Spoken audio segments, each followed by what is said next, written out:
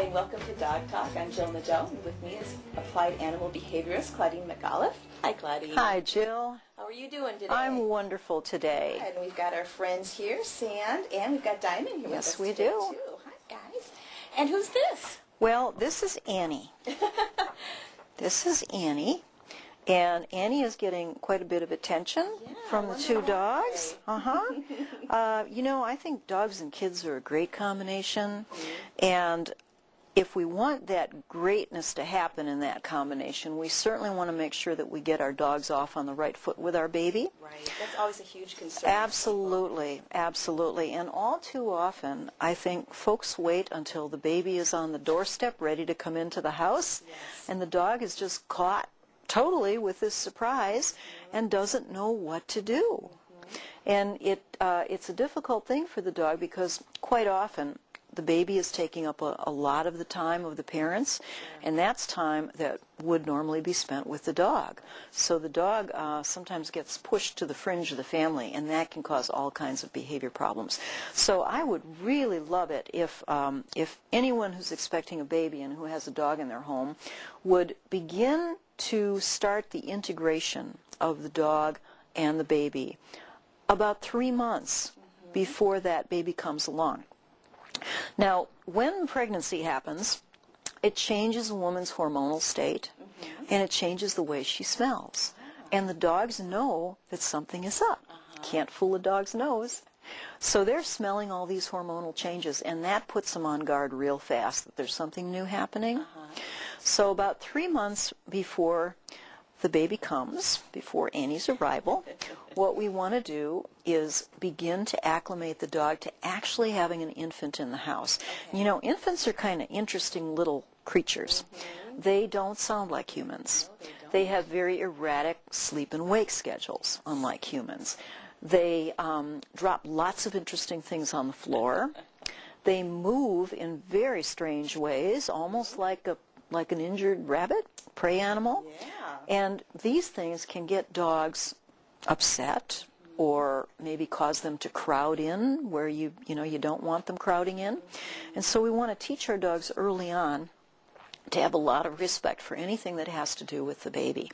So let's say we do something like get Annie's room ready about 3 months before she's due to arrive.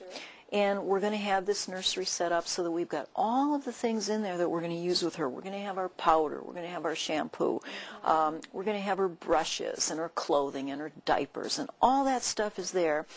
And then we bring in someone that looks like Annie. We go get a doll that looks like Annie, and we bring the doll in, and we start to go through the same motions with the doll that we would with Annie. We give her baths, and we change her diapers, and we let the dog be there while all of this is going on. So the way I might start this process off is if I have my baby Annie here, my artificial Annie, and Sand, Sand, come meet my baby. Come meet my baby. Yes. He approaches, and he gets a cookie. Oh, look. Isn't she wonderful? Yes. Isn't she wonderful? That's very nice. Sit, please. Thank you. She's yes, good. Good. And my dogs have been trained to touch things with their noses or with their paws, and then they look at me to get a cookie. Touch. Yes. Oh, very nice. Very nice. Touch. Yes. Of course, we don't want her jumping on baby Annie, but you get the idea. Sure. Touch here. Yes, okay. So I'm teaching her how to interact and have some fun with this. Sand, touch. And touch. Give paw. Okay, that's it.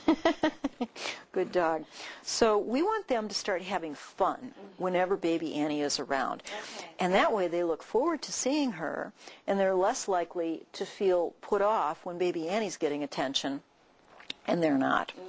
And I also want to teach my dogs to lie down whenever I'm working with baby Annie so that they're not crowding me and maybe causing me to spill bottles of things and maybe drop baby Annie too. So guys, dogs, lie down. Lie down.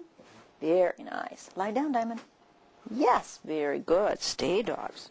That's very nice. What good dogs you are. Lie down. Very good. Good job. Stay there. Lie down. Good.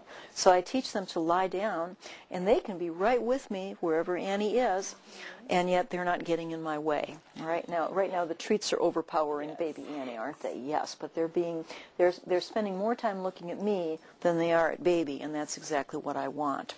So you introduce the food with the baby. That's right. And as time goes on, do you give less and less food? I do, because they learn that just being around this atmosphere of calmness and contentment, and I think there's a lot of contentment that goes along with nurturing a baby, and the animals feel that positive emotional state, and they're happy just to be a part of that.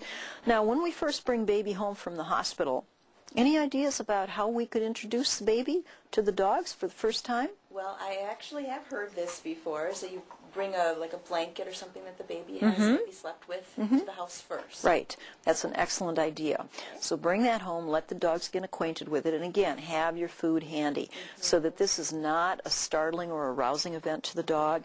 It's associated with something positive, and so the baby actually hopefully will be associated with something positive. Okay.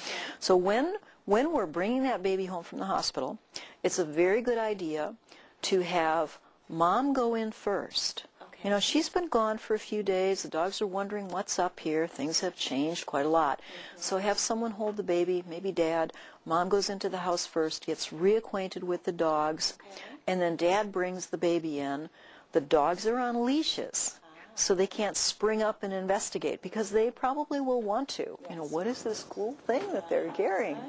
And so the dogs are on leashes, and then Dad can continue to interact with the baby while Mom holds the dogs on leashes and gives them treats and praise and petting. Or they can swap places, as they should, and then Mom will take the baby and Dad will take the dogs and work with the dogs. So it's happy. It's a really happy event. The whole family is reunited, and it's kept very low-key. There's no jumping, there's no leaping. Now what that means is that if your dog isn't trained up to obedience, like sit, stay, lie down, etc., this is something that you want to start working on before the baby comes too, and that's part of that 3-month preparation period. Because I would imagine a lot of times that the parents come home, they're so excited they have the baby.